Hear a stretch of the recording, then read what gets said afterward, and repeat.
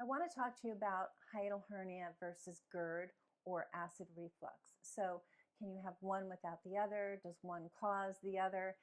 This is a question I hear a lot, and I disagree with the general consensus of how one can lead to the next or not, and I'll tell you why. So, let's define our terms first. A hiatal hernia is when your stomach, which should be below your diaphragm, which is the organ that moves up and down and lets air in and pushes air out of your lungs. The stomach should be below the diaphragm very comfortably. And a hiatal hernia, a hiatus is just an opening. A hernia is when something projects through an opening inappropriately. It should not be projecting through.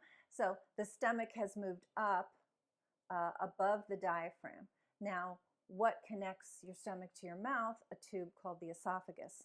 So I have a picture in my book, Hiatal Hernia Syndrome, where you can see here that it shows the diaphragm and then it shows the stomach below it.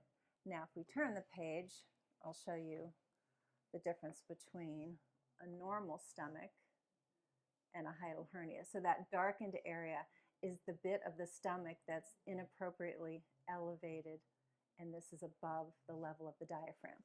So that's what a hiatal hernia is. Now, acid reflux or GERD, GERD stands for gastro, meaning stomach, esophageal, esophagus, reflux disease.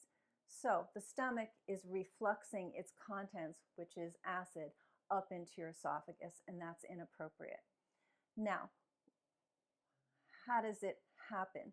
If part of your stomach, if you have a hiatal hernia and part of the stomach is moving up above the diaphragm, do note that 95% of all hiatal hernias are sliding, which means the stomach moves up and it comes back down. So it's an up and down type of situation.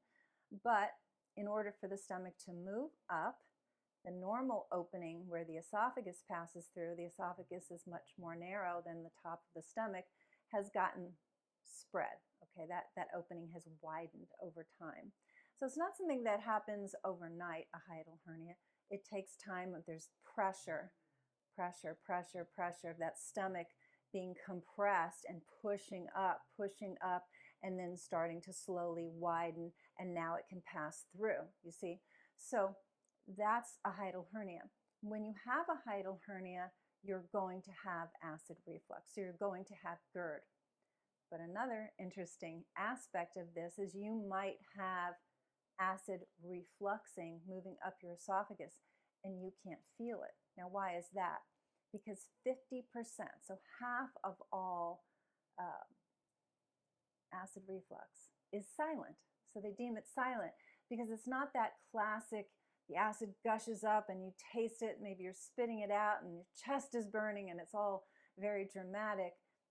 50% of the time, the acid just kind of creeps up the esophagus very slowly, and it tends to create more symptoms in the upper part of the esophagus where you have hoarseness, a cough, trouble swallowing. A lot of times people go to an ENT, an ear, nose, and throat doctor because they have this cough and they have trouble swallowing and they feel like it might have to do something with their sinuses. And a savvy ENT will diagnose reflux. They'll look at the vocal cords and say, no, there's acid coming up here. You know, that's so weird. I don't have the classic symptoms of acid reflux. So a little tricky with the reflux because half of the time you feel it and half of the time you don't, but it's still happening. But by definition, if you have a hiatal hernia and part of the stomach is moving up, even if it's sliding down and coming back up again, the fact that it's widened that opening, acid is inappropriately going up your esophagus. Whether it's gushing up or trickling up, it's still going up. Okay, now conventional medicine will tell you that GERD, acid reflux, can occur by itself and not be associated with a hiatal hernia. That's where I have some disagreement. Now, you can have very occasional acid reflux. You decide to overeat, you eat a very late meal, you come home, you lie down right away, the classic Thanksgiving meal, you really pushed the limit and the stomach is so overfull, it kind of pushes up and the stomach acid goes up your esophagus. this is something that happens to you rarely. In that case, it's just not happening enough that it's going to widen that opening.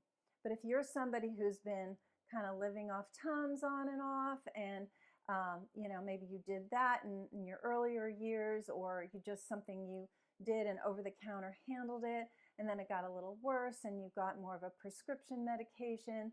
Maybe now you're on a PPI, a proton pump inhibitor, which is a prescription medication to really lower that acid. If it's happening chronically for you, this is a regular occurrence that you're feeling this irritation, then you have a hiatal hernia on its way, okay, in my opinion. So we've been doing this for decades, and here's why I say that. And in my book, The Hiatal Hernia Syndrome, I define this as a subclinical hiatal hernia, meaning it hasn't pushed through yet, but it's just really jammed up against that diaphragm. And the reason I consider that an early or really within the diagnosis of hiatal hernia is because even if that opening has not widened enough that part of the stomach has come up, due to the compression of the stomach, the elevation of the stomach, the pressure on the diaphragm, the fact that now the diaphragm is elevated a little bit, and that can get in the way of the heart, you can get into the whole cascade of symptoms associated with hiatal hernia syndrome, even though you have a subclinical hiatal hernia by definition, meaning the stomach has not pushed above the diaphragm yet.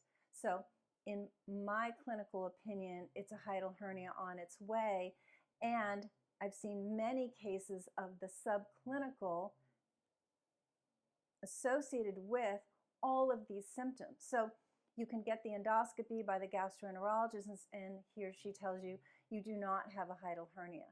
You go, okay, I'm kind of miserable with this bloat and gas, I'm short of breath, I have heart palpitations, I feel anxious, I've been to the ER for a panic attack. Actually, one time I thought I was having a heart attack as the heart palpitations were so intense.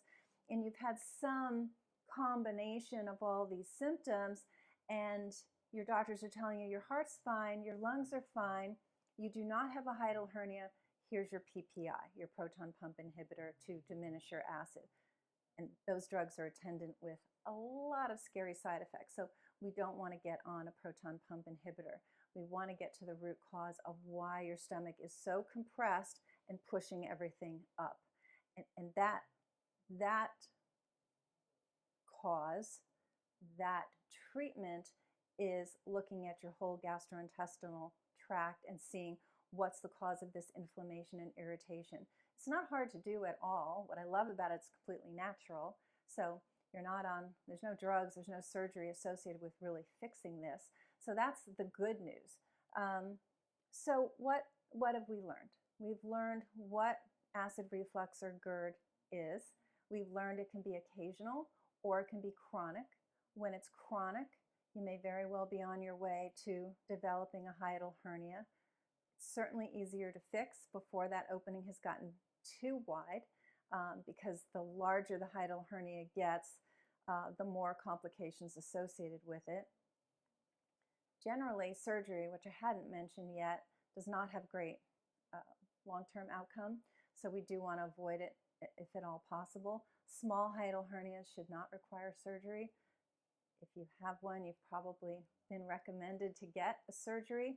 I disagree with that based on long-term outcomes and the fact that the body knows how to heal itself once we get that pressure relieved from the stomach and it's not pushing and forcing that opening wider and wider anymore. So, can you have acid reflux occasionally and not have a hiatal hernia? Absolutely. If you have a hiatal hernia, is there some degree of reflux, whether silent or overt? Yes. And I believe if your reflux is chronic, you're on your way to a subclinical, if not an overt hiatal hernia. But the good news is it's very treatable naturally. So I hope that helped. If you're interested in getting assistance, call us for a consultation.